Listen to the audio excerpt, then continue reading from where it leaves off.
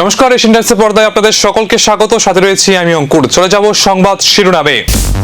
ভারত চীন সীমান্ত পরিস্থিতি স্থিতিশীল রয়েছে, দাবি বেজিং এর। তবে ফৌজের তৎপরতা নিয়ে নীরব চীন।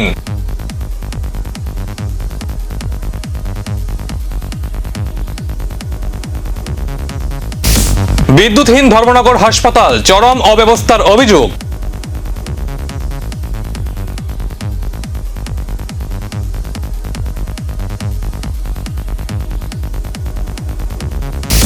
আশিতম স্বাধীনতা দিবস উপলক্ষে একতা সংঘের উদ্যোগে রক্তদান ও স্বাস্থ্য শিবিরের আয়োজন করা হয়।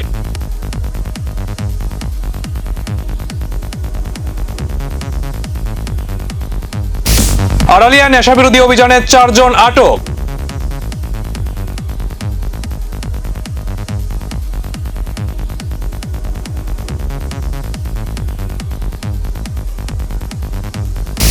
ছাত্রী ও মহিলাদের নিরাপত্তা সুনিশ্চিত করার দাবিতে এবার পথে নামল বামপন্থী সংগঠনগুলি।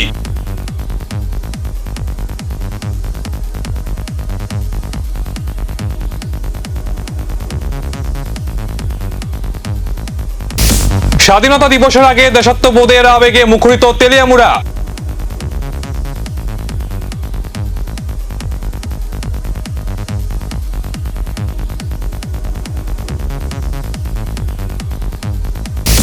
জাতীয় পতাকার চরম অবমাননা। উত্তর জেলার কালাছড়া ব্লকের ইচাই লালছড়া গ্রাম পঞ্চায়েতে উল্টো হয়ে ঝুলছে জাতীয় পতাকা।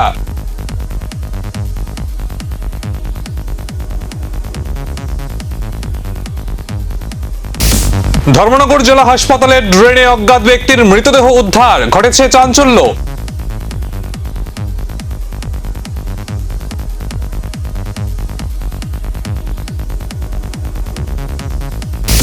নেশার বিরুদ্ধে এবার আরো কঠোর ত্রিপুরা পুলিশ। নেশা ব্যবসায়ীদের দ্রুত গ্রেপ্তারের লক্ষ্যে বিশেষ অভিযান চালানোর ঘোষণা।